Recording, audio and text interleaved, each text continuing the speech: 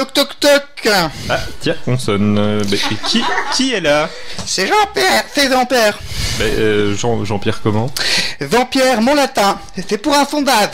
C'est pour médiamétrie. Non. C'est Ipsos? Non, non, non, non. 60 millions de consommateurs, peut-être? Non. Ça doit être 30 millions d'habitants. Non, non, c'est pour un sondage, un forage, une recherche satellitaire du département des sciences et études géologiques de l'université du Massachusetts laisse supputer qu'un gisement de gaz de schiste... De masochiste? De gaz de schiste? De garagiste? Non, gaz de schiste, du gaz de schiste. Il y a du gaz de schiste dans le studio de ces stations. Du gaz de schiste, mais c'est quoi? Le gaz de schiste, également appelé gaz de roche-mère ou gaz shale, en anglais shale gas, est un gaz engendré par la décomposition d'argile riche en matière organique et extrait à partir de terrains marneux ou argileux. Contrairement au gaz naturel, il est piégé dans les roches peureuses où il se forme et il est donc nécessaire de fracturer ces roches pour pouvoir le récupérer.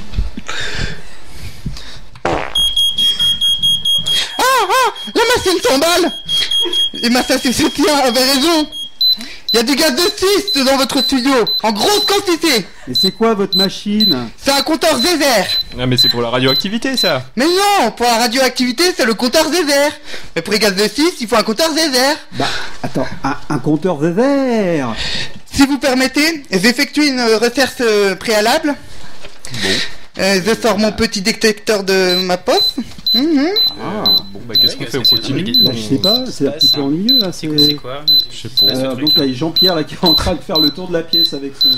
C'est un peu incongru. Bon, bah. Mais il va avec son machin, lui. Alors là, il passe vers les micros. Qu'est-ce qu'on fait? Je reprends Ah, mais pas. arrête avec ton truc. Putain, il vient de me le passer dessus, mais qu'est-ce qu'il Moi, fait? ça fait pas. Bon alors. Bah non, non. Jean-Pierre, vous les trouvez vos gaz de schiste? Parce Non. que nous on a une émission à poursuivre là quand même. Alors, je comprends pas. Je comprends pas. Hein. Pourtant, c'est du très bon matériel du Massachusetts. Bon, écoutez, Jean-Pierre, je vous propose que je continue ma rubrique, puis venez vous installer. Bah, asseyez-vous à côté de Suzon, par exemple. Mais Venez à côté de Suzon là. Oh là là là. Des gaz de schiste. Des gaz de schiste. Où ça? Où ça? Là, juste là. Ça vient de la demoiselle qui semble tout d'un coup beaucoup moins charmante, hein. Regardez. Mais ça va pas, oh. Mais si. Écoutez, quand j'appuie là, juste là. Oh purée. mais vous êtes sûr? Presque. Mais la procédure exige que je pousse plus loin les investigations. Et comment vous allez faire quoi exactement? Je dois trouver l'origine du gisement en passant par les voies naturelles. Mais de Suzon? Oui. Non mais je peux avoir un avis là, c'est... Mais fais pas ta farousse, hein. Fais pas ta farousse, Suzon. Hein. Puisqu'on te dit que t'es une ressource naturelle, Suzon. Inestimable. J'ai toujours su qu'elle avait une grande richesse intérieure, Suzon. Allez, c'est pour la France, quoi. Oui, c'est pour notre indépendance énergétique. Tu as du texte normalement. N'hésite pas à le dire. Mais ça va faire mal. Mais non. J'ai une combinaison spéciale de l'université du Massachusetts avec de la vaseline dessus. Je vais glisser tout seul. Bon d'accord, je veux bien, mais en douceur, hein, s'il te plaît, parce que c'est vraiment pour la France et pour la science et pour l'économie. Vous allez vraiment faire ça en direct, là, Jean-Pierre? Oui. Et on peut venir? 2 ça va, mais 3, bonjour les gars. Hein. Bon, moi je veux bien y aller. J'ai mon casque de vélo. C'est parti. Ce serait préférable en effet. Michel, si tu vas, tu prends un micro avec toi, s'il te plaît, puis tu nous racontes tout, hein. Et tu fais gaffe, hein, quand même. Hein. Oui, tu fais attention, s'il te plaît. Pas de problème. Mais si vous n'avez pas de nouvelles d'ici une semaine, vous occuperez de ma femme et de mes gosses. Enfin, surtout de l'autre, vous le mettrez à la DAS, quoi, comme convenu. Attends, Michel, déconne pas, hein. Tu prends un fil d'Ariane, quand même. C'est bon, là. C'est bon, ça devrait passer. Le chemin a déjà été tracé préalablement, on dirait. Mais on voit rien là-dedans. Vous devez savoir, mon cher Michel, que les voies intestines sont souvent d'une sombritude exceptionnelle qui est due notamment au passage récurrent de celles qui, malgré cette dénomination, ne récurrent rien du tout. Hein. Si. Séquence pénétration. Nous progressons. Oh ben, que vois-je au-dessus de moi? je viens de me cogner. Oui, prenez garde aux stalactites de celle CC. Elles peuvent vous transmettre le tétanos. Après, vous allez vous arc-bouter et vous pourrez plus ressortir de ce labyrinthe tortueux. Alors que, sur ma droite, j'aperçois des magnifiques peintures rupestres attestant d'une ancienne occupation humaine, datant probablement du paléolithique vu l'état général de l'intérieur. D'après mes sources, je veux pas vous contredire, mais ces représentations n'en sont pas vraiment. Il s'agirait plus vraisemblablement de vestiges d'introductions récentes et plus anciennes de légumineuses cucurbitacées de type concombre. Oh là là. Pas content. Ah, attention, Jean-Pierre vient de prendre un projectile. Aïe, mon cerveau, mes lunettes, mes boutons. Je crois qu'il s'agit d'une sandalette.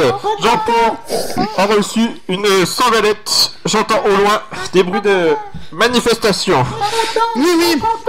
Il s'agit d'une colonie de parasites intestinaux écologistes. Je ne sais pas s'il s'agit d'Ankylostom ou d'Ascaris. Je comprends rien de ce que vous dites. Bon, en gros, ça nécessiterait une bonne vermification là-dedans. Et à la prochaine lune ascendante, c'est la période préférée de ma grand-mère.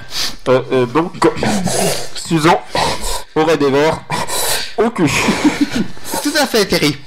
Tentant d'établir le contact. Messieurs, pourriez-vous, s'il vous plaît, nous indiquer la source des émanations de gaz de schiste? Non, au gaz de schiste. Non, au gaz de schiste. Prenez garde. Ils sont très sectaires, très sectaires.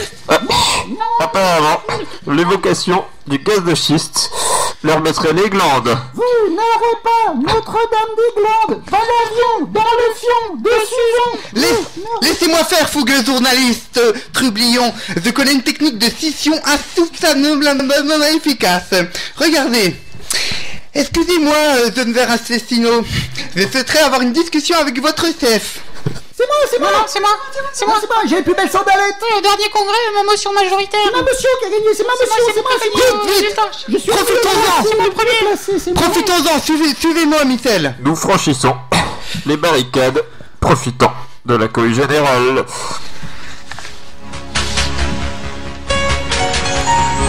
Et c'est parti pour cette finale du 110 mètres haies olympique. Alors que Michel, casaque jaune, toque blanche et bracelet brésilien a pris le meilleur départ, Jean-Pierre Montlatin, blouse blanche tachée, lunettes, cul de bouteille et pantalon de velours côtelé, en bon scientifique se gaufre lamentablement sans même avoir atteint la première ère. Oh, faute technique. Il rampe sous les obstacles. On peut voir la buée sur ses lunettes et la sueur dégoulinée sur son front.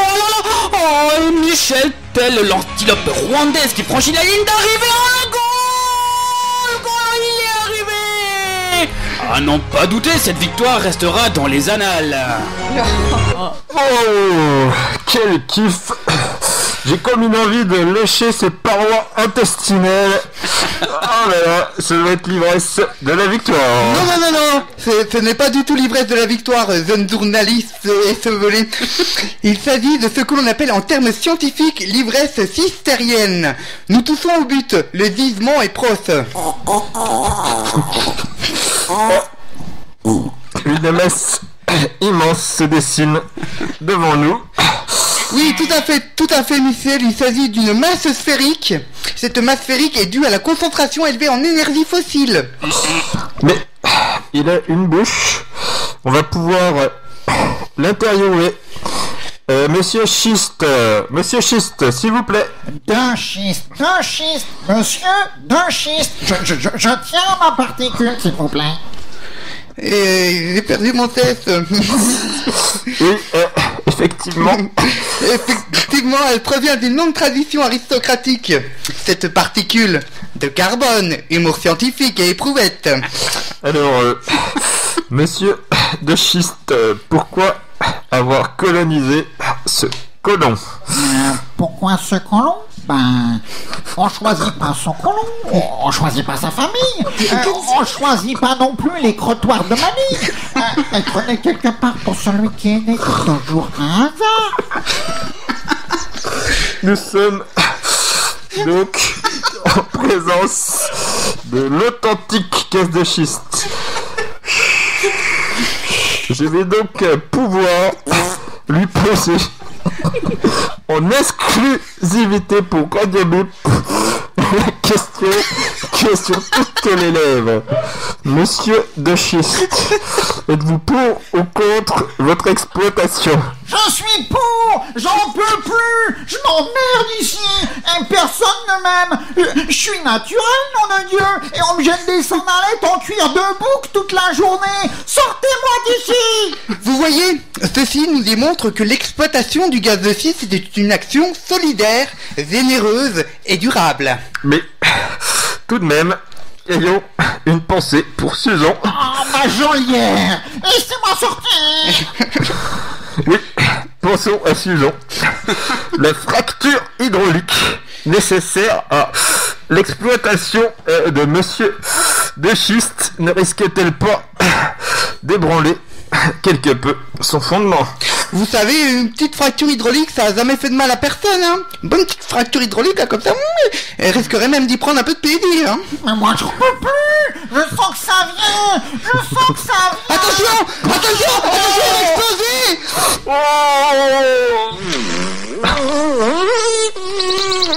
Ouais.